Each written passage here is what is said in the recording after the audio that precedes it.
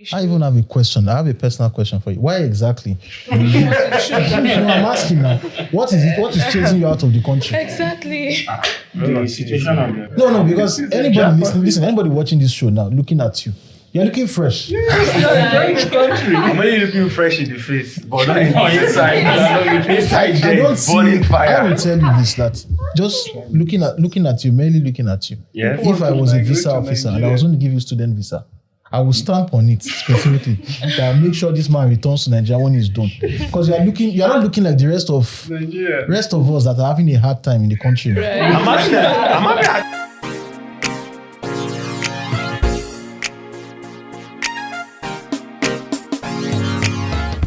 Good morning, good afternoon, good evening, wherever you're watching from. My name is Ade Folami Agumbi. You're welcome to the Dark Post Show. We're helping people start new careers and new families. And on this particular show today, we will be talking about how to navigate relocating outside your country of birth. This show is a very, very practical show, okay? Lots of people are talented and talents are clustered all across the world. And yet you have demand for those talents in other places. So for example, a couple of years back, you had abundance of doctors in Cuba, and doctors were earning the same wages as laborers. As a result, a lot of Cuban doctors had to relocate out of Cuba to other countries where they could earn better wages. And so on this particular show today, we will be talking about how to emigrate legally to Canada in 2024. So just stay around and we'll hear our thoughts on that. So by way of introduction, let me introduce, let's welcome our wonderful guests. So, I'm Daisy, travel consultant with Japan Masters. Twitter, Daisy_Kachi. My ultimate travel destination is Canada. Yeah, I'm Olayemi, medical rep. Instagram Pendy Facts. My ultimate travel destination is South Africa. I'm Toby, travel consultant with the Japan Masters. Instagram, Toby with 3 underscores. Ultimate travel destination, the United States. And I'm Gabriel, data scientist, and my ultimate travel destination is Russia. That's Russia. I'm Katrina, a caterer. Franco Luashon, architect. My travel destination is Canada, and my Instagram is Sean Dave. I'm Benita. I'm a student. My ultimate travel destination is London. I'm Lois, an entrepreneur. I would love to get married in Australia. My Twitter handle is Madi. I'm Ififate, an entrepreneur. My ultimate travel destination is Dubai. FB, Ififate. I'm Glory. I would love to travel to US. I'm Akomolafia Bisola. I'm an art educator, so I love to do my honeymoon in Canada. Okay, I'm Stephen Imade, an entrepreneur. FB, Stephen Imade. I would love to travel around the world. I'm Abiodu. I'm an hairstylist. I'm here to learn how to travel to Canada. Facebook and Lawal Abiodu Kweyemi. I'm John, FB John. I'm a night professional. I would love to travel all over Africa. I'm Olatunji Olanrewaju, a credit analyst with AB Microfinance Bank. My Instagram handle is Lanre CEO, and my ultimate travel experience is Canada. all right, and I'm Ade Folami Agumbi, your host. I lead the team here. So thank you guys for spending today with us. So today we'll be talking about how to travel, particularly to Canada, the pitfalls, the issues. To start off the show, we will be reacting to a particular video. This person in this video is commenting about issues that people face when they emigrate outside of Nigeria. And so we'll watch the video, we'll take your thoughts, we'll ask the travel consultants to chime into the video, and then we'll take it from there. This is why I believe information is more important than money. Information is power. Somebody called me. I can call her a family friend, but we're not that close when I was in Nigeria. I didn't know this family has been for over 6 good months. They didn't tell me when they were coming. They didn't tell me. They know I make content, but they did not tell me. They did not call me. They've been in the UK for over 6 months. Do you know why they called me? The woman was crying. She was crying. She was in Nigeria doing not too bad, doing good, but averagely. They're not stinkingly rich, but they're average. This woman is the one that has their abroad dream. So she was the one that pushed, I would not say pushed, encouraged the husband for them to travel to the UK. They did not tell me. They did not phone me. I'm not saying everybody should phone me, but I'm saying like, you know I'm in the UK. You know I make UK content. You know I talk about immigration. You know, it's not like I'm an immigration officer or anything, but I can advise you. They came to the UK with 5 children. 5 young children. They came to study. The woman is the one studying. The man is the dependent. Why she called me was that she said, Gloria, is it true? Gloria, is it true that she has to pay for post-study work visa after her studies? I'm like, of course. She said she didn't know. She was crying bitterly. The thing is, she said they sold their house, of course, sold their car, sold their property for them to be able to come to the UK on a study visa. They came, they borrowed money, like millions of money. Where this money went, the children's visas, the children's immigration health surcharge, their own visa, their immigration health surcharge, and the school fees deposits, and the proof of like the deposit. So that they are owing now, as they are speaking, they've been in the UK for over 6 months. They are owing the balance of the school fees. They are owing people in Nigeria, and they keep calling them every day to pay them the money back. She was calling me because she wanted me to borrow her money. She was crying, like, I mean, bitterly. She was crying. She said she regrets coming to the UK, that nobody told her. I said, no, there's no way somebody did not tell you, just that you will have seen. Be one of the people that will have said, Should be you are there, you are there, let us come, when we come, we'll be all right. That's it. That's the reality. But the fact that she did not know that she has to pay for post-study work visa is actually surprising me. All right, so we'll stop the video She said here. she thought Okay, sorry, let's just... it was automatic.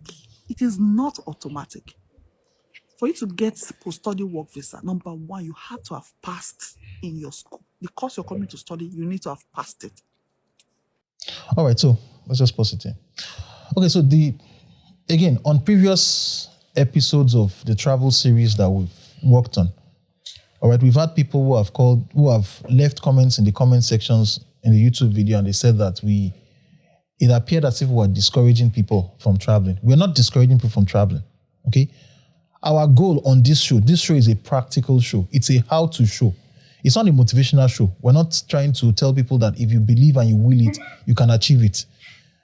This particular show is to make whoever watches it battle ready, all right? And so we would respond to that particular video. The complaints of this woman just narrated the story, and the summary of her story is that there's a family with 5 children who traveled, who sold all their belongings, borrowed money, and used the money to process visa and traveled down to the United Kingdom. Okay, today's session, we're talking about traveling to Canada. Have you heard this kind of complaints, Daisy? Well, yes. I've heard of one that she was pregnant. When she got to the UK, when she gave birth, she didn't know she was supposed to pay for hospital bills, and she was stranded. I think the government finally took the child away from them. Yeah, so the thing I encourage people, because they see Mr. A travel to the UK or Canada with the whole family, they feel that they can also do that. I encourage them, why not go alone? Go there, establish yourself, all right? Get a place that'll be suitable for the family. Get a job first. Finish your studies, or you don't even have to wait to finish your study. At least just know how the environment is before you decide if you're going to bring your family over or not. Because when you're applying for the visa, you include them as your family, right? They can always come over. Do you understand? Don't be in a haste to go with your family. And it's okay if it's just you and your husband or you and your spouse, all right? Because you both can work. You're adults, you can work. But going with kids, it was a very bad decision. Right? Is there anybody else here in the audience who you've had stories? Do you agree with? Is there anybody who has had stories that agrees with that? Have you heard stories of people who have traveled and got stranded? Yes, I have. Let's hear that. Okay, so almost similar to the story you saw on the screen here. One of my uncle does this travel this thing. So the place he actually stands for people is when he wants to do proof of funds. So I was with him in the car one day, and I was dropping into his conversation with the wife, because the wife is a banker. She's the one that has all the methods on how to do the proof of funding. Then someone they actually assisted to travel out was calling and crying. They were actually stranded there in Heathrow Airport because they couldn't move, and it was a very, very big mess. And it's because of they are trying to move 3 children and the parents, that is 5 of them. And they sold they sold all their properties back in Nigeria, and they were actually instantly regretting their actions, that if they had known that people were telling them, but they just wanted to leave the country because of the pressure and all of that. But the husband was doing fine in Nigeria. I think my uncle said they actually advised the man to say, okay, stay, let the woman go. Settle everything, then they can come back to join. But because of woman emotion and all of that, insecurity to leave the husband behind, they had to just pressure the man, and everybody just left. And okay, so you brought a new dimension in the conversation now. You're already laying it on women and all that. This is not a relationship episode, so it's not a relationship. We won't go down that part. Okay, so you said that. So in this particular case right now, all right, what should they have done differently? One person go the students. Because in that particular case, the wife was the student. Yes. And then the children were the children and husband were the dependent. So you are saying the wife should have left her children and husband in Nigeria? Yes, she should have, or the husband go as a student. Either way, one person should go first. Yes. Okay, so let's follow this. Let's follow this sequentially right now. If someone wants to travel to Canada in 2024 as a student, because I don't think most people will get jobs in Canada from Nigeria directly. Yeah. Or just walk us through. Basically, what are the various travel routes that are available? Okay. For Canada, you have the study visa, the study routes. You have the permanent residence routes, right? There's also the work route. Just get a job first, all right? But it's very rare. You can't really. Let me say, if there are 100% of agents that say they're going to offer you a job, all right, for you to be able to work in Canada, 99% is not true.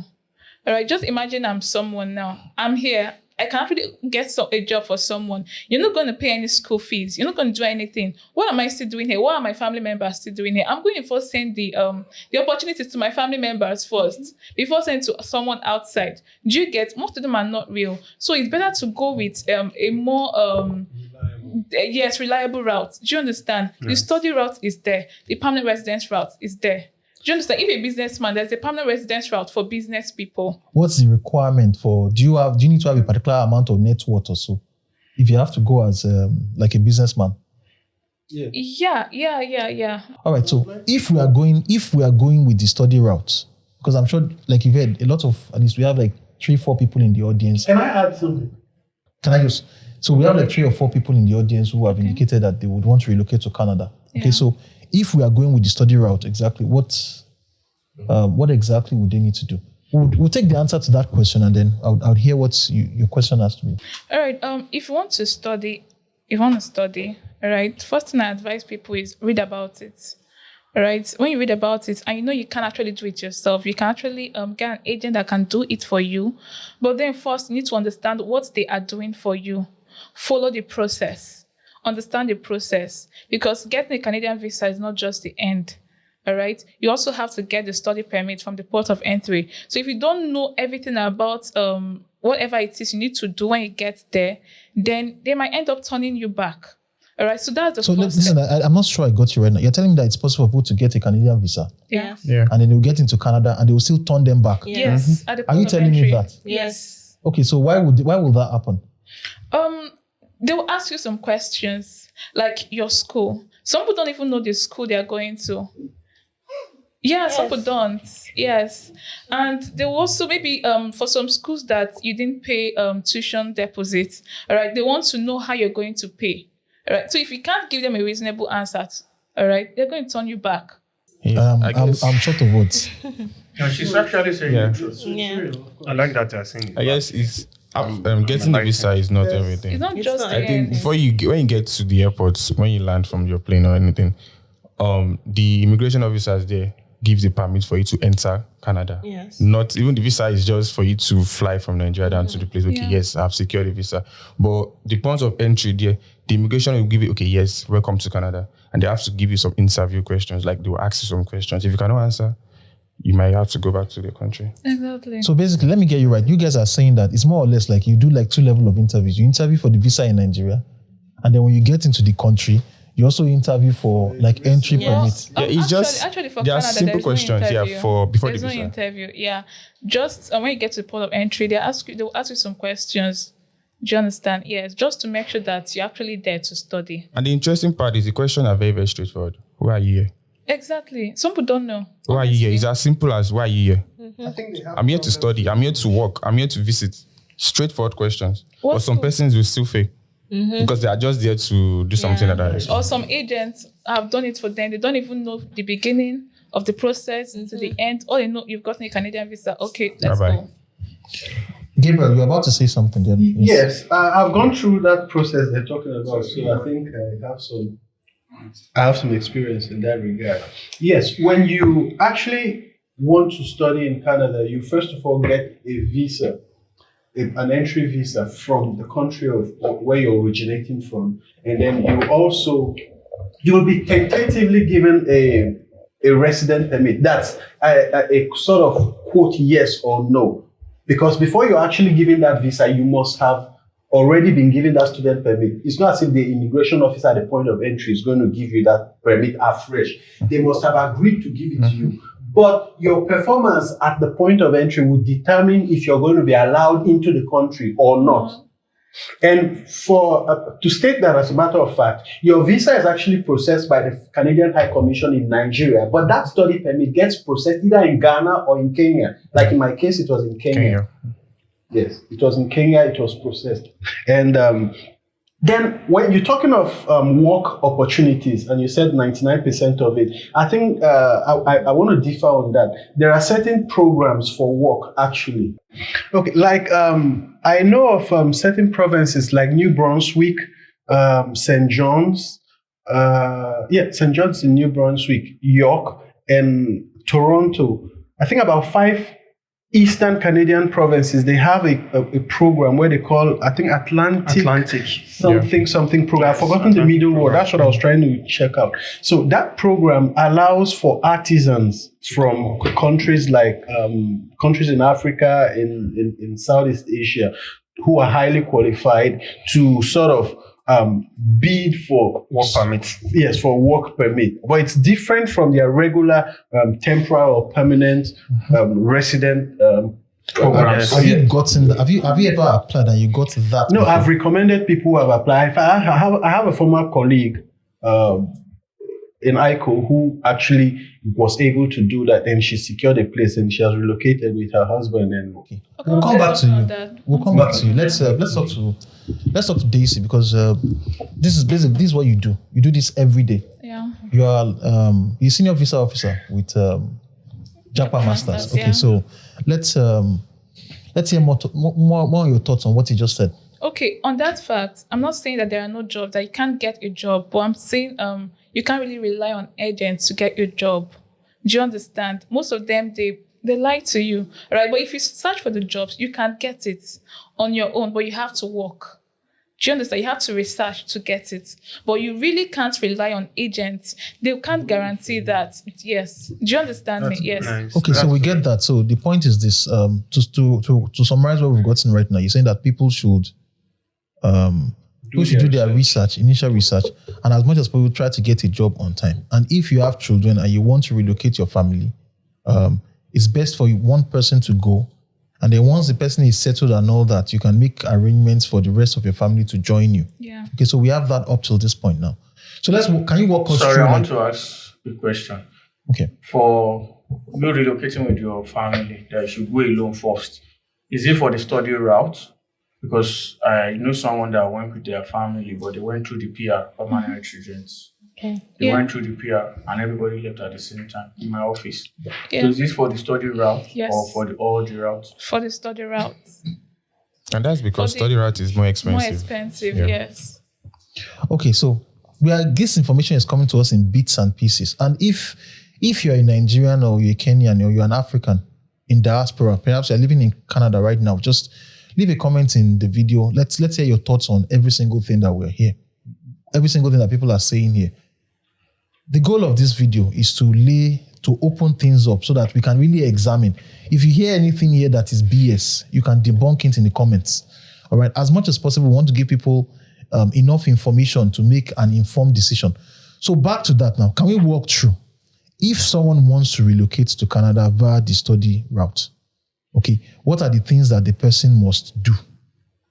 Can we go to our screen? Can we go to the presentation screen so that we can just take it step by step? And so what are the things that they must do? Because okay, the first one, the page before that. Well, the first thing is to get an admission into a Canadian designated learning institute. Right, that's the first. If someone wants to travel on a student visa in Nigeria now, and the reason why we're saying student visa is a lot of people who actually watch the show fall between the ages of 25 to 45, both male and female. And so some people are still at that point in their life where they can still go for a master's or pursue a PhD. So what exactly are they supposed to do? That's the question. All right. The first thing is for you to get admission into a Canadian Learning Institute. After that, you apply for your study permit. Now, the next thing you're supposed to worry about is what you're supposed to do to get your visa approved. All right. So let's go to the success of your visa application. Yeah. So now there are 3 things you need to do for you to get your visa application approved, your study visa application approved. The first thing is your study plan. All right, that's your statement of purpose. All right, some people call it personal statement. All right, now you have to talk about your true reason for going to Canada. All right. Remember, a study visa is like a temporary visa. It's not permanent. All right. So you have to convince the visa officer that you're going there to study and nothing else. Are there people who actually relocate to Canada and do not plan to study? Yes. Yeah. Yes. But it's almost impossible because I want to say something. Okay. I think this is almost that. You know that UK guy, right? I think we should skip this part. Not talk about that.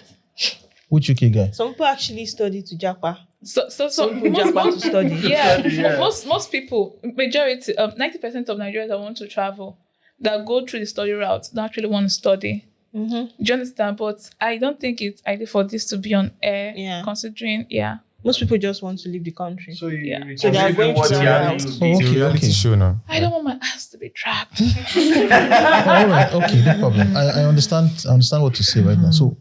So some people, okay, so basically what you're saying is that some people, the primary purpose of why they are traveling out, all right, the study is just a stop along the journey. Yeah, so it's not as if okay, let me rephrase my question. Are you telling me that there are people who plan to travel out through the study route? Yeah. Yes. And when they travel out through the study route, then their plan is not that, okay, when they finish studying, it's not like they're studying to come back and pick up a better job in Nigeria. No. Okay. All right, so let's continue with the show then. All right. That's for the statement of purpose. All right. Now, next thing is proof of funds. All right. You have to make sure you have enough funds. All right, for your stay in Canada. That's very, very important. Like what do you call what is enough? There's no particular amount that's enough. You calculate it. Do you understand? Now, for Canada, if you're going for a 1-year program, you have to consider a 1-year tuition fee. All right, so let's take for instance your tuition fee for 1 year is 15,000 Canadian dollars. You also have to consider your living expenses for 1 year. All right. Now, if the provinces outside Quebec is 10,000 Canadian dollars, but for provinces like Ontario and British Columbia, it's mostly 13,000, 12,000 or 13,000 Canadian dollars. So I advise people to use that 13,000 Canadian dollars. That's like more or less like living expenses for 1 year. Yes, living expenses for 1 year. Does that include accommodation, rent, and feeding? Yes, and transportation. And does that also include the cost of? That doesn't include tuition. No.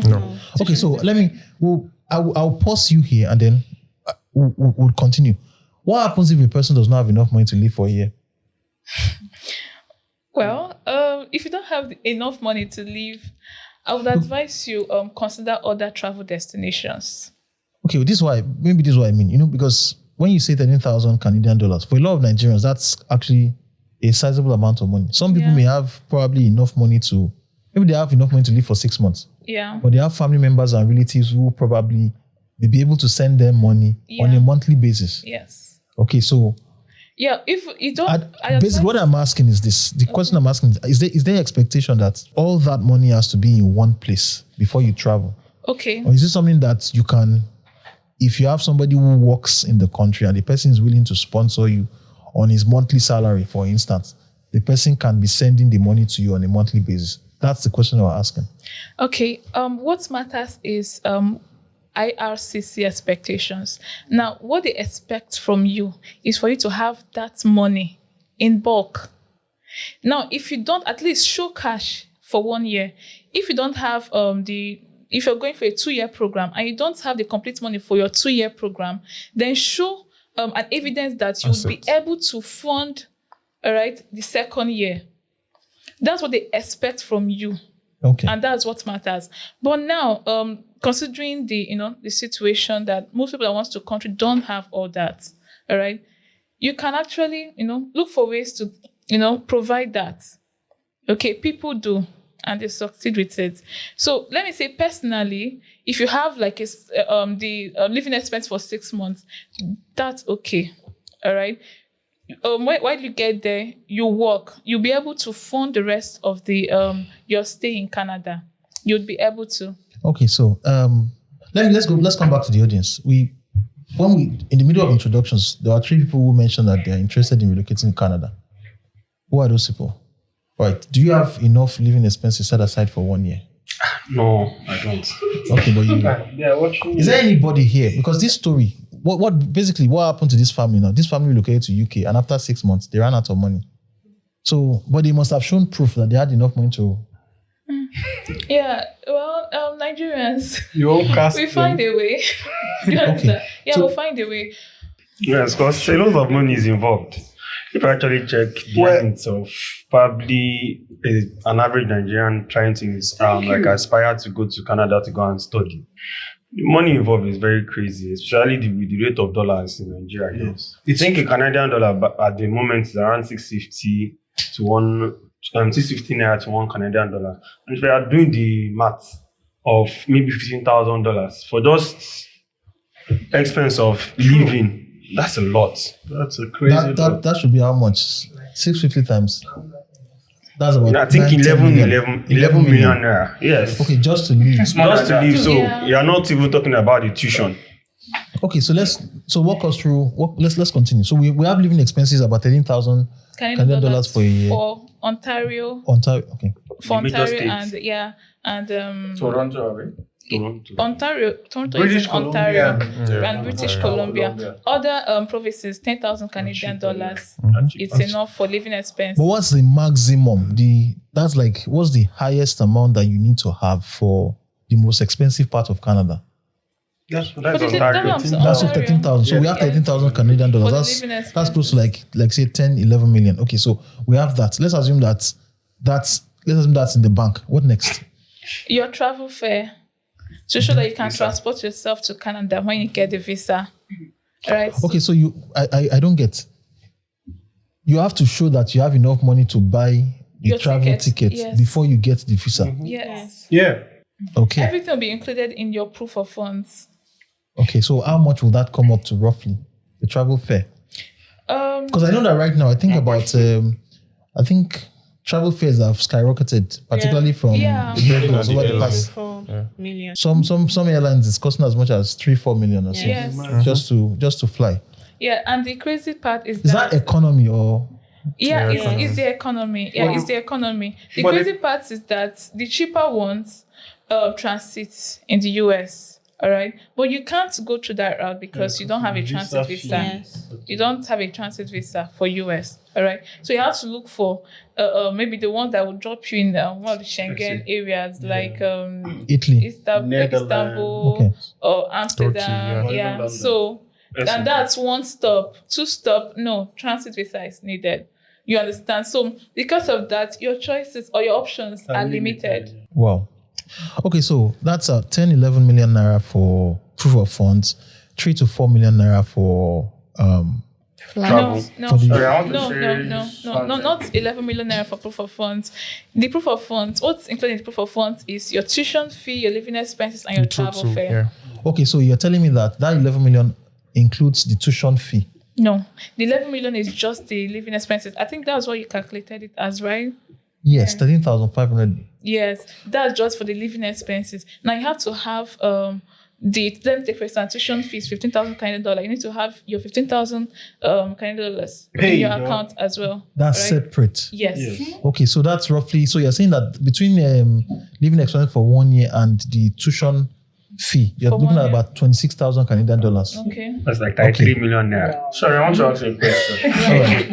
On the pool of funds for the travel expenses, for people that are not moving from Nigeria here, that wants to go to Benin Republic to board their flight because of the cost, is it also going to be included, but they can still go through Benin? Because Are you talking about proof of fund or flight the tickets? flight ticket.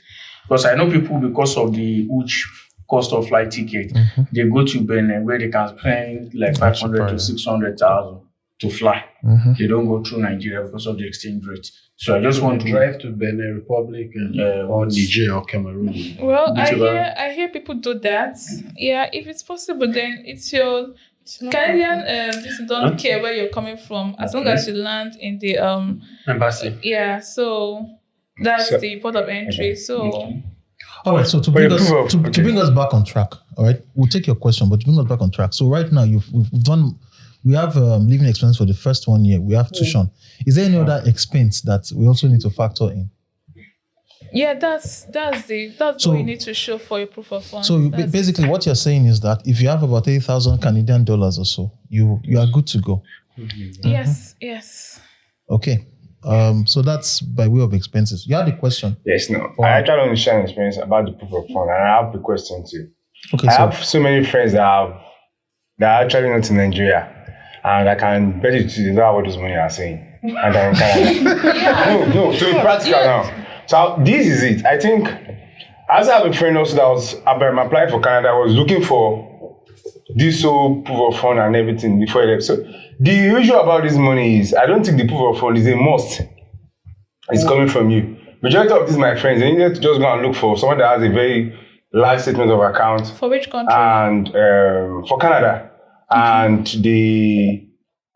one of my friends, he had the fight with all of his customers because he knows that woman has over 50 million naira in his account to just play around and just submit. So this is the question. Is it a must? For example, now my name is Juan John. Is it a must I'm dropping a proof of fund that has Juan John? Or I can drop Emigrate Steven as my sponsor for this thing? Depends if Emigrate is ready to sponsor you. True, but Okay, so for the first one, that we don't need to have all that money. You're right, all right? People didn't have that much money. Let's be frank. What I'm just saying here is what IRCC expects of you. Do you understand? But now we in this country, we know that most people that travel don't even have up to that money. They look for a way. Maybe they can look for their uncle that have that amount of money, all right? And use the person. You can't actually. It's not. I don't advise people to use their uncle, especially when the uncle don't have the same surname as you, as your sponsor. Do you understand? You can say, okay, please send the money to my mother. She'll be my sponsor. Do you understand? I'll send it to my account. I'll sponsor myself, especially when you're going for a postgraduate program. Do you understand? Yeah, so we know that most people that travel, they actually didn't have that all those resources available. But the thing is that you must show that amount of money for your proof of funds. That is what they care about. They don't care about, how you do. Then also I want to ask, the tuition fees also usual. Do the tuition fees do they have to be fully paid? No. For colleges in Canada, most of them require first semester tuition fee. And usually that's a percentage of what the total is. Half of it, yes. Okay. That's like half of it. While some universities, you don't have to pay anything. All right. When you get there, you pay your first semester tuition fee. And when you get port of entry, if you don't show that, then that's a problem. And for some universities also, you can pay $500 kind of dollars, $25, but it's cheaper. Yeah. Tuition deposit is cheaper with universities than colleges. Okay, so can we go back to the presentation? Let's just see if there's... Sorry, before we go to that presentation, I just want to add a caution to we'll add the caution, please. We'll add the caution. Let's go to the presentation. We have purpose of visit, financial sufficiencies. We still have ties to your home country and invalid or incomplete documentation. Yes. So we'll take what you have to say and then we'll come back to ties to home country and the invalid or incomplete documentation. So you are saying, sir? The question I want to add to that is, if you are doing that, you don't have enough fund to fund yourself, you want to do the way Nigerians do, you need to have someone over there that's going to help you out when you land, for you to get a job or something you'll be doing to get you money for you to effectively be able to stay there, do your course and not have issues. Because if you don't... I have a question. Just to clarify what you said now. Are you saying that as a practical survival strategy, or you are saying that as a pathway to convincing the visa officers?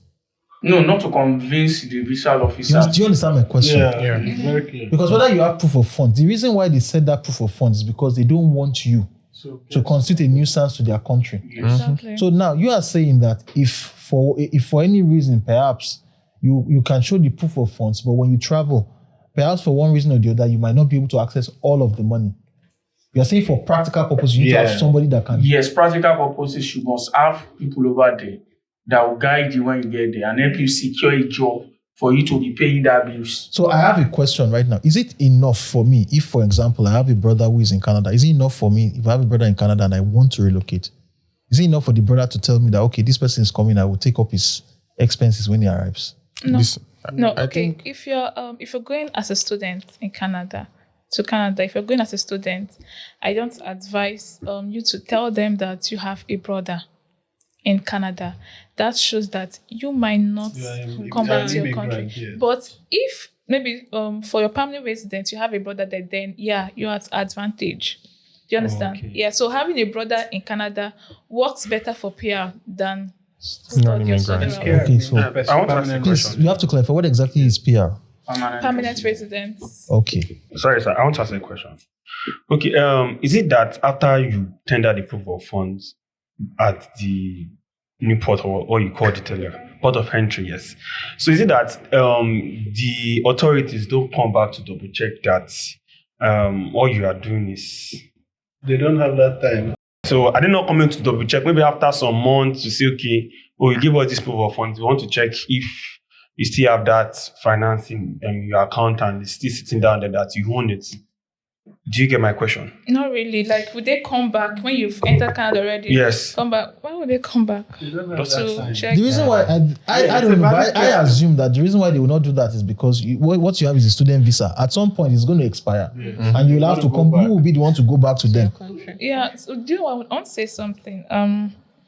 What we are saying here is very sensitive. Okay. We have to be careful what we say because we might end up making our country look bad. Because that's why Canada immigration, that's why they scrutinize us very well, because they assume that we are fraudulent. Not when you show a proof of fund of 30 it's expected million naira, that you must have it. Yes. When you show a proof of fund of 30 million naira, and we are here saying that most Nigerians don't actually have it, we are making our country look bad. So we should be careful. Okay, so I would say this so that to clarify the way this show is going. This particular show, all right, it's practical, and we do not recommend on the show that people cut corners. That people are doing something does not again, does not make it legal or legitimate. The people who put the requirement that you need to show proof of funds before you enter their country, they are not doing it because they want to collect the money from you. They are doing it because they want to be sure that when you get into their country, you will not struggle. Okay? It's just the same way of throwing a party and saying that when everybody, if you are coming for the party, please bring your own drinks along. Yeah. So that you don't get to the party and you get angry that you do not get served. Okay, so we're going to talk about the sticking to the law now. Okay, whatever it is that you do and all that, that's a separate conversation. But let's just, within the confines of sticking to legal requirements. So, yeah. Sorry, I want to ask a question before we do that. Concerning if you have brothers in Canada, if you are going through the visiting route, is it advisable you mention the person? Well, if you're going through the visiting route, they're going to give you an invitation that they are going to accommodate you. All right. Now, there are some documents they will need to show, but that's one thing. They need to show that they're inviting you. That's through an invitation letter. Do you understand? Yes. And if they're the ones to foot your bills, like your feeding, everything, then they need to provide a bank statement. Yeah. Proof of funds. It's also advisable for you to show yours. Very important for you to show yours. Okay, so let's come back to ties to home country. So you said you have to show that you have ties to home country. What does that mean? Okay, so now when you talk about your ties to home country, it's something that actually tie you to your home country, like Nigerian. What are those things that can make you come back to Nigeria? In this instance, you're talking about your non-accompanying family members. Let me say you're married and you'll be going alone. Your spouse and your kids are not going with you. They are your family ties. All right? Okay. Yeah, they are stronger than your parents and your siblings. Do you understand? Yeah, so that they are your family ties. Okay, let me take for instance, you're going with your family, then you need to show a stronger ties. All right. Now, how you show this is, let me say you're an employee, like you're working for a company. They need to show a study leave and possibly a post-employment letter. Something to show that when you come back to Nigeria, you're going to get a job. There's a job waiting for you. These are the documents that actually improve your chances of getting a visa.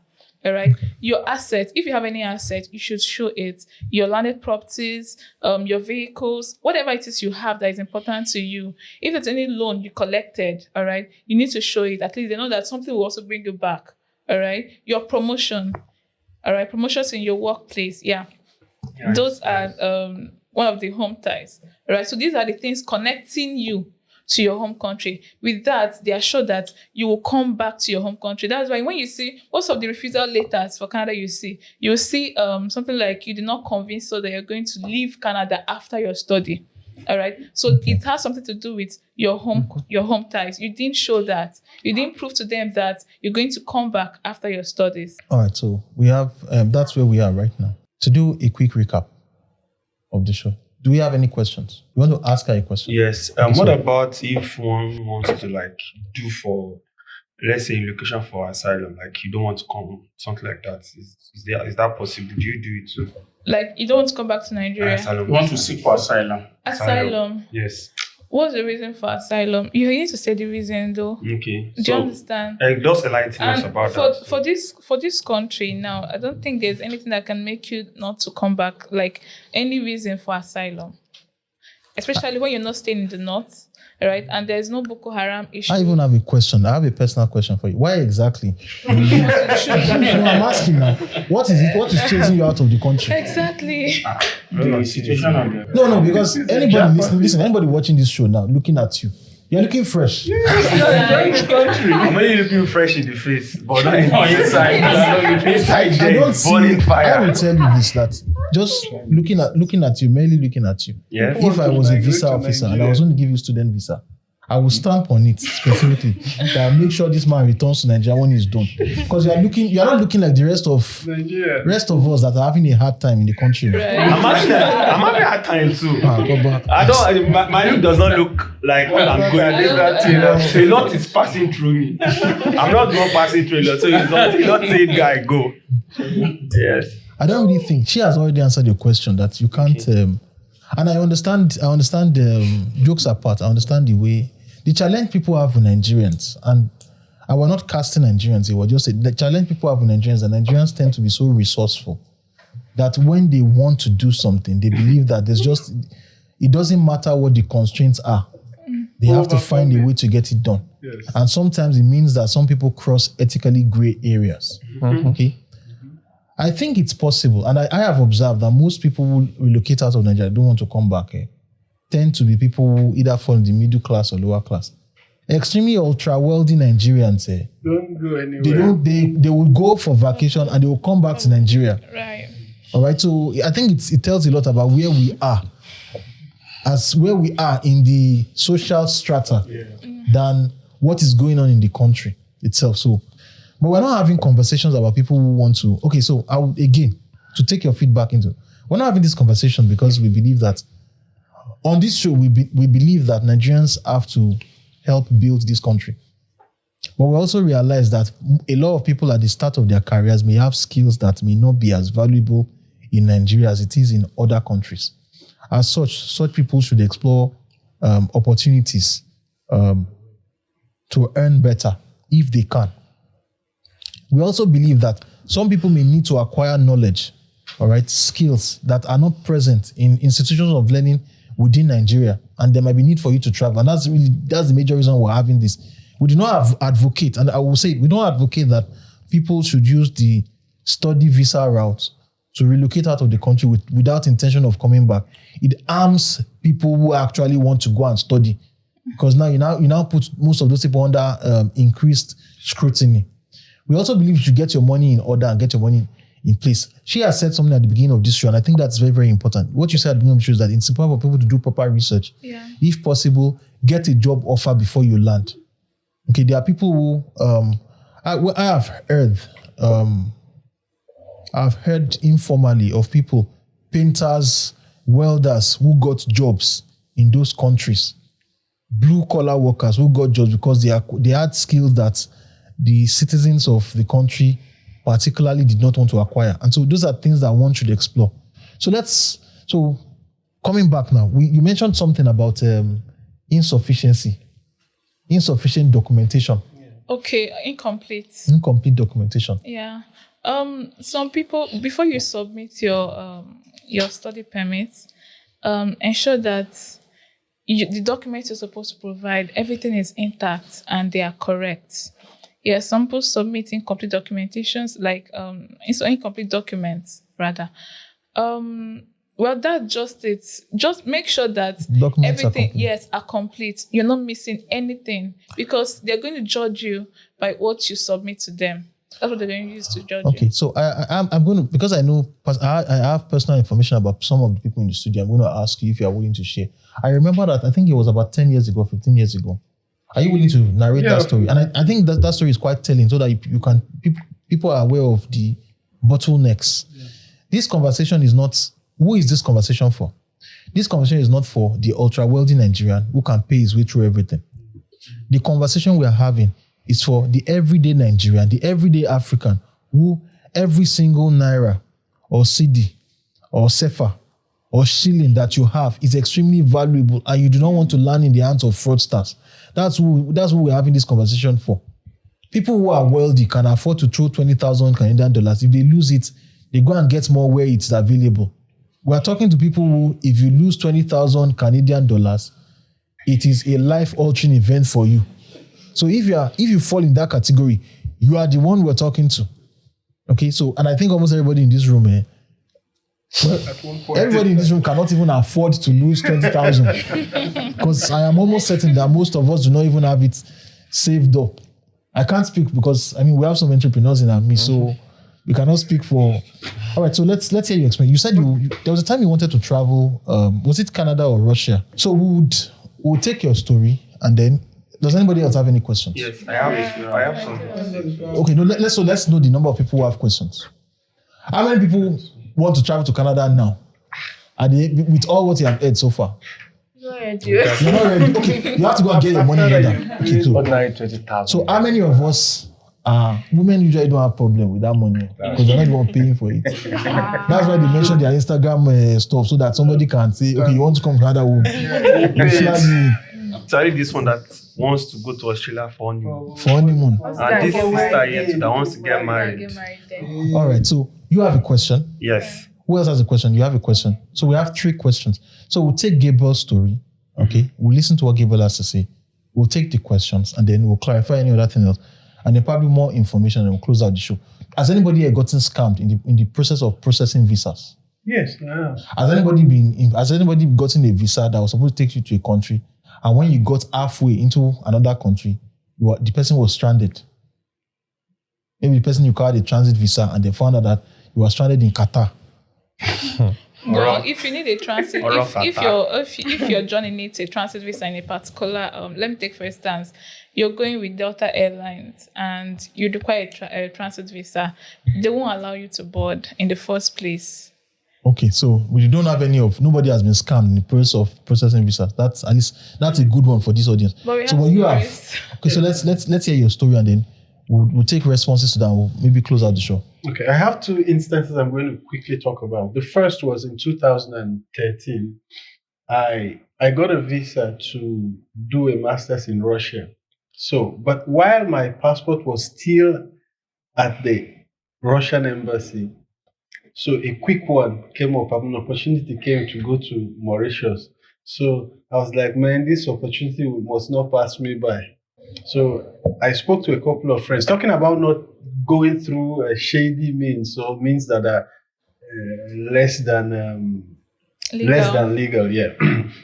So I talked to a cousin of mine who is a lawyer. I told him, bro, so this is what I'm facing. I want to go to Mauritius and my passport, the Russians are refusing to give me. They've approved the visa, but I don't know why it's taking them so long to actually send the passport to me. So I said, hey, you must wait or that opportunity will pass you by. So because I went to school in Benin Republic, I had a couple of friends. So guys, Nigeria, Benin, what's the difference? Get the passport. So I went to the Beninois immigration office. I spoke my little French. I told them I wanted a passport. So maybe, I don't know, perhaps they sensed or they knew that this is a Nigerian. He wants to get, so they sent me to somebody who obviously was not an immigration officer, but was somebody with civilian attire just hanging around. It was later I got to know that guy is actually one of these, they call them Agboros in Nigeria, but they have another term for them in Benin. So the guy took some money from me that they were going to do, they'll start from national ID card. They will do it all the way to the passport. I should come back in 2 weeks. So I gave him all the money because it's an easy way out. I came back to Nigeria, arrested. After 2 weeks, I was calling the guy. The guy was telling me different stories. So long story short, that money was gone. It don't go. That was gone. When I finally got the Russian visa, there was another problem. Because the time I was waiting for the visa, I had expended the money, the micro money I was conserving to use to buy my ticket. I had expended it trying to get that Beninois passport. So and talking of getting documents and preparing documentations, these are things that we are very good at doing. You can prove that you have 100 million right here. But that's not the pathway of this conversation. Yes, that's not the pathway of this conversation. Listen, but I'm just talking to you about things to avoid, right? Okay, so in that case, you did that. Yes. Okay, so we're listening. Doing that, one of the dangers of that was that the trip I really should have been preparing myself to go for, I ended up fleecing that fund away. So when it was time to resume, I didn't have the funds. And there was no magic I could perform. So I was not able to board that flight. That's one. The second one was 2020. Because of the COVID lockdown, I had now taken all that time to heal and try to go to Canada. And I also was lucky to have a friend who was there, and he helped me to fit paying for the tuition deposit. He did that. So he paid for all that, and he also gave me a lengthy letter that he was my sponsor. So he gave me all that, gave me the statement, everything, which I presented to the embassy. But one crucial mistake, in fact, in retrospect, I just got to remember that today. while we're talking about this show, I remember that, and I mentioned it to you while we're right here. I said, I think the reason why those Canadians denied that study permit was because how can somebody who's a graduate, who's working, not have a bank statement? So in putting all those documents together, there was one crucial document which is not stated. It's not an obvious document. When you look at the list of documents, it's not there. You're not going to see it there that your own statement is important, especially when you're a student. But for me, it was crucial because when they look at it, for people who are maybe 24 and younger, they expect that, okay, maybe you're just starting your career. You don't need a sponsor. I mean, you don't have any funds anyway. But if you're anywhere, that's an informal knowledge, so to speak, or informal information. But if you're anywhere over 25, if you're going to apply for a study visa, if it's the US, if it's Canada, if it's Norway, wherever it is, please, even if you have a sponsor that has $10 billion, you need to have a statement of account. That's the reason why a lot of people will get denied visas. Okay. Thank you. Yeah. So thank you for that. I remember some of the experiences that you shared and all that, including, I think there was even a time that you lost your passport or so. Yes. And you had visas on that passport. Yes, on that passport. Okay. We've heard so many stories. We've seen pictures of people who got their visa and then their children took the visa page and drew on it. Okay. Yeah. Actually, hearing your story now, that's not the only reason. You not being able to provide your bank statement, that's not the only reason for refusal. Okay. Another reason from what you just said is your friend in Canada provided a bank statement stating that he's your sponsor. Red flag. That's enough. He's not your family. Yeah. Different surname. Yes. And a friend for that matter. If you like, write heaven and earth, you're not getting it. Do you understand? Yeah, so your friend shouldn't or can't be your sponsor. Okay. Your uncle can't even be your sponsor, but for some countries it works. Yes. For Australia, yes, it can work. But not Canada. It has to be the same surname. They need to be sure that you have access to that money when you get to Canada. That's just what they want. Do you understand? So you not being able to provide your own bank statement, that's not just the issue. And if you're a student, let me take for example, you're going for a postgraduate program and while you're working, right? You don't need to provide, because provide a bank statement is not just the issue. They're going to take notes of the transactions, everything. Do you understand? Yes, the flow of money. Do you understand? Yeah. Also, if you're an employee or you're working for someone, it needs to show your salary account. You need to show your salary account. All right. Yeah, that's one of the you can call it one of the ways you can actually get visa. All right. I'm employed. Okay, what is the evidence of being employed? That's your evidence. Do you understand? If you're a business person, you need to show an evidence that you're actually a business person. All right. In that case, you should also try to pay yourself. That's why if you want to travel for study, don't just wake up in the morning. People just call me and say they want to travel. Please, when is the next intake? I want to travel. Please, in the next 6 months, I want to leave. You calm down and you plan. You plan your finances. Do you understand? Even when some people have that amount of money required, but because they are not careful of the kind of transactions they're doing with that bank statement, they might get denied visa. And the language they're going to use for it is insufficient. You'll be like, but I have this amount of money. Maybe when you ask for their notes, no, I've forgotten, sorry. But when you ask for it, all right, they're going to state reasons, all right, why you were denied visa. Do you understand? Yeah, so I'm sure that's not even the only reason. Okay, so how was your statement of purpose? Do you understand? It can be a lot. Yes. We'll take three. You have 3 questions. 3 people have questions. So let's take the 3 questions. So 4 questions. We'll take the 4 questions or 4 contributions, and then we'll summarize every single thing that we've done on the show today, and then we'll close out the show. This will not be the first. This will not be the last time that we would have Daisy and Toby in the studio with us. So we'll take a summary of every single thing we've said. So Toby and Daisy, both of you will summarize the essential points. You just run through it, and then we'll close out the show after this question. So, all right. Frank.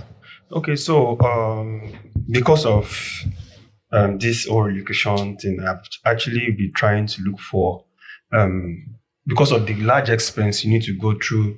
I think one of the surest way is going to educational route.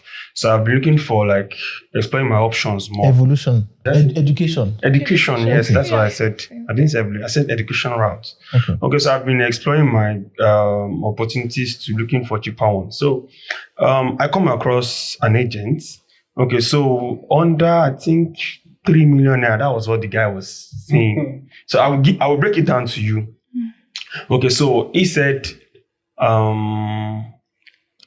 he gave me some fees, visa, their service charge, and all of that. Then he now said I might not need a proof of fund of more than 400,000 naira, but he's going to apply a loan for me in Canada that will span for 10 years. And that way I could be able to what's it called? Apply for permanent resident that since Canada knows that I have a loan with them, they'll be able to hold me down for the next 10 years. That loan is going to be the one to sponsor my tuition fee, my welfare, and whatever I have to do. That loan, I think the loan was about maybe 20,000. Okay, so I want to ask a question now. Okay. That have we heard of that before? And is something like that really feasible? And do you advise people to, if it is true, do you advise people to go using that route too? Okay. So I'm going to say he actually sugarcoats the whole thing. Well, yes, he's a marketer or a salesman after all. Do you understand? But yes, you can. If you don't have enough money to study, you can apply for a loan. Do you understand?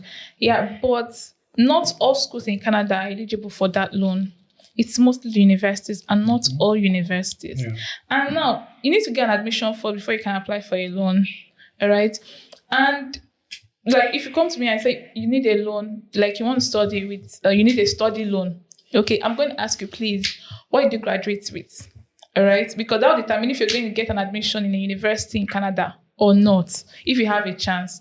If you tell me you graduated 2-2, I'll be like, unless you want to risk your application fee, but you should consider colleges.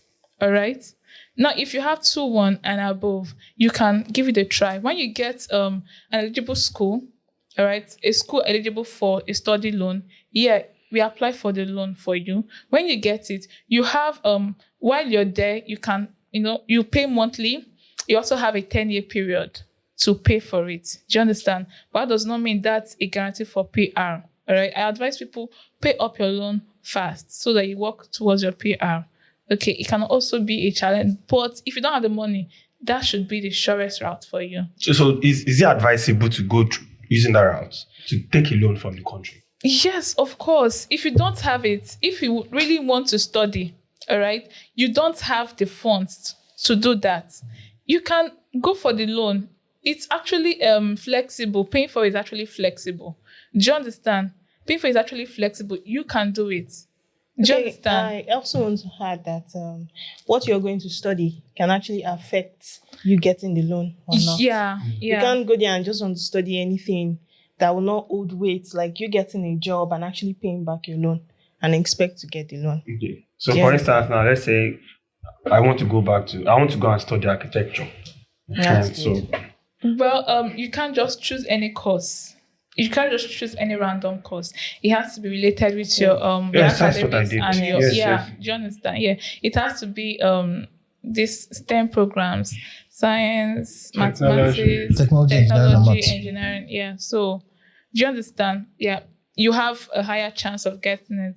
Let me take for instance, they might actually have problem with people studying law but I'm just saying, do you understand? They pay more attention to these people. The people going STEM. for this courses, STEM courses. Do you understand? Yeah. So. All right. So you also have a question? Yes. Okay, you said something about you having 6 months proof of fund, and you can go over. Nice. If you have 6 months proof of fund, like funds, you can go over there and work to cover the remaining months, to pay. So I want to ask, for it to be easier for you, can you apply for the 2 fronts, like job route and the study route at the same time? Okay. Let us be clear. We are doing this due process. Do you understand? Okay. Due process requires you to have 1 year proof of funds. All right. Yeah. That's due process. Do you understand me? Yes. So now, if you can actually apply for, maybe you're searching for a job and you've gotten a job and they want to sponsor you to have your, for your study, your work visa. I don't know, what's the point going for study? Do you understand? If you've gotten a job already, all right, you don't need I think study. our confusion is that going to study. Are you applying to study and also applying to work? The thing is, the Canadian government actually allows you to work while studying. Do you 20 understand? hours or some hours. It's I not think even 20 hours. Again, 20 for hours. Canada. Yeah. Limitless now? Yes, limitless. It's limitless. Yes. For Okay, UK is still doing 20 hours for 1 week. Those ones are No. related. UK is 20 hours. It's not limitless. It's 20 hours. For a week. For The one, Canada. the one that was limitless was Australia. But since 1st of July, they've scratched that. They are back to 20 hours a week. Yeah. Okay, so you cannot work. 20 hours actually. You cannot work more than 24 hours on the student visa. 20 hours for Canada, 20 hours Okay. in a week. In a week, so you share Yes. In a week. Yeah. Yes. Okay. Weekdays. I also have I have this question for you. There was a particular video that came up. A couple of weeks ago, in which someone said that you can go for student visa and then at the end of your study they can convert it to work visa. How true is that? Okay, you can go for student visa, right? And then once you're done, they will change it to. It's not like it changes automatically. All right. Now, if you're going for study, all right, that's in Canada. If you're going for study, after you study, if you're going for a 1 year program, you're going to get 1 year postgraduate work permit for you to stay back in the country. Is that and automatic or you have to pay for that? you have to apply for that. And you have to have completed your postgraduate training. Exactly, your studies. Okay. Do you understand? Before you can actually apply for that. Okay. Do you understand? That's if you're going for a 1 year program, but 2 years program, you can you get 3 years postgraduate work permit. Now, while you're there, we advise you start working on your PR, your permanent residence. Do you understand? Yes. So it's not like you're just going to apply for a work visa. It's just work permit. Then start processing your permanent residence. Because in Canada, if you work for a year, you can start that through the Canada Experience class. That's a pathway, all right, when you've studied in Canada. Okay, so at this particular point in time, I would say that whoever is watching this video, all right, you've heard so many things, different study routes, payments, opportunity to earn after you are done. We want you to leave your comments in the video below, in the description, rather, in the comment section below. We want you to leave your comments on each of this. If there's anything that is not up to date in the information that you have gotten here, please feel free to correct them, particularly for Nigerians and Africans who are in diaspora. We want this, the video and the content that we put out here to be as close to accurate information as possible. So we have 2 more questions and then we'll close out the show. Sorry, before I ask my question, based on what you were saying on the postgraduate work visa, I think it's not all the colleges or university in Canada that does that. While you are applying for your admission, you need to check if the college or the universities are giving postgraduate work visa before you apply. Because if they don't have, you just apply for the admission.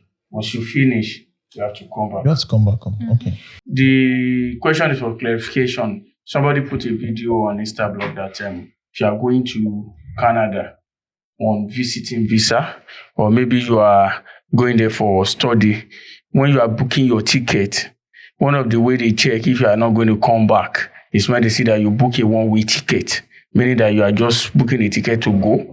There is no return ticket. That at the entry, once they ask the question and you could not provide it, is one of the reasons why this denies some people entry. So I just want to clarify that angle, that if they are going from here, is it a must they get the ticket to go and the return ticket at the same time, both for study route and the visiting, or just for visiting? Okay, for visiting, yes, it's very, very necessary that you get a return ticket.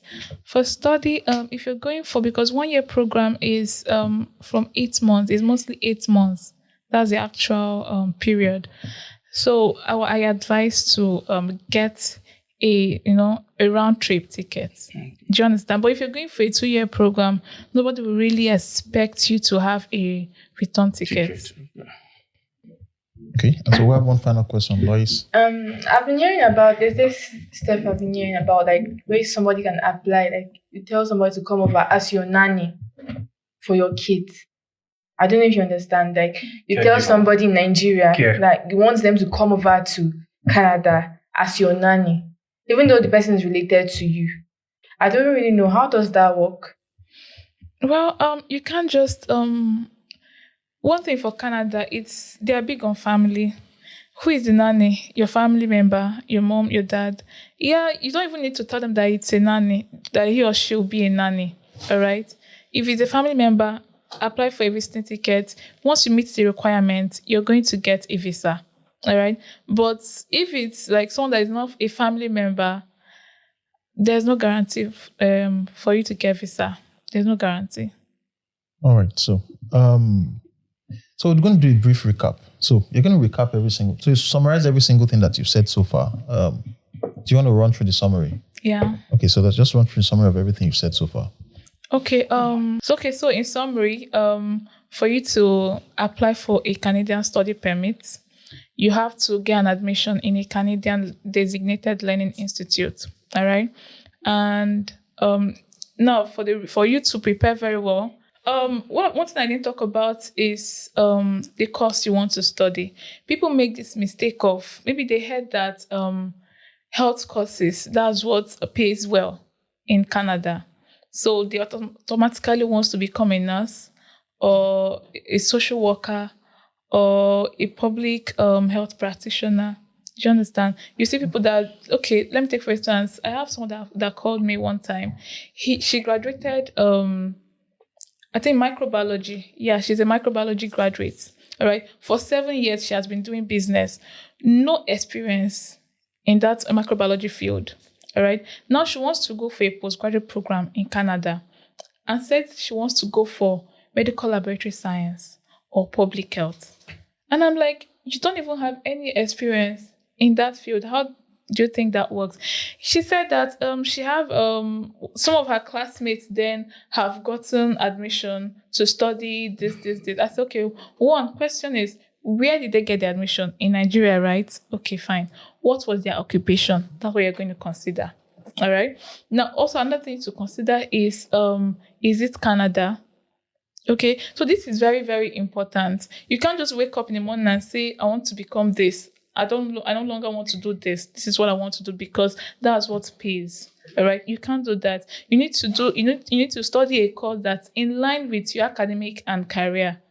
All right. It actually proves that you know what you're doing. That's what it proves to the IRCC. All right. It shows that you know what you're doing. You're actually a genuine student. Okay. But if you can't prove that, making switches here and there, then that's a problem. That can be a red flag. Yeah, that can cause a refusal. You won't even know why. Okay, so let's now to summarize. In summary. All right. So in summary, you just have to the areas of concern is your bank statements, which is your proof of funds. All right. Make sure you have enough money to fund your study.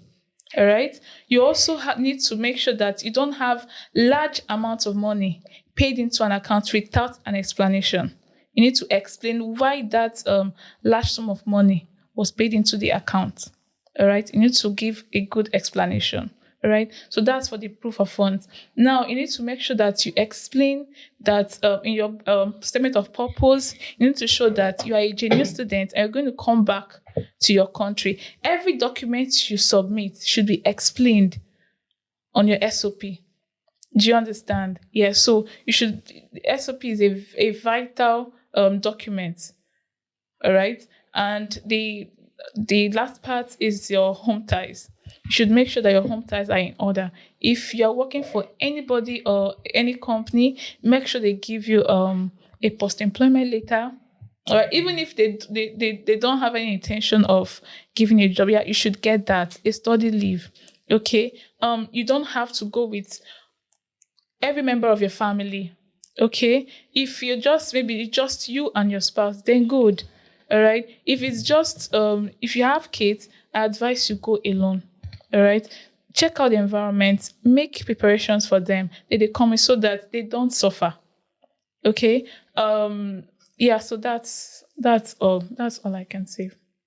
Okay. So thank you very much for joining us today. This is going to be a regular series, a travel series. We know lots of you who are watching plan to leave the country, all right, to improve your lives. It doesn't mean that things are terrible for you. It just means that you are seeking better opportunities. And we're hoping that in the months to come, we'll be able to provide you with the tools to make informed decisions on the journey. So thank you very much for joining us for today's session. I would like to thank our travel consultants, Daisy, Toby. Thank you very much for joining us for this session and this show. So we'll close out the show and see you next time. All right. So that's how we completed our first show on the new set. So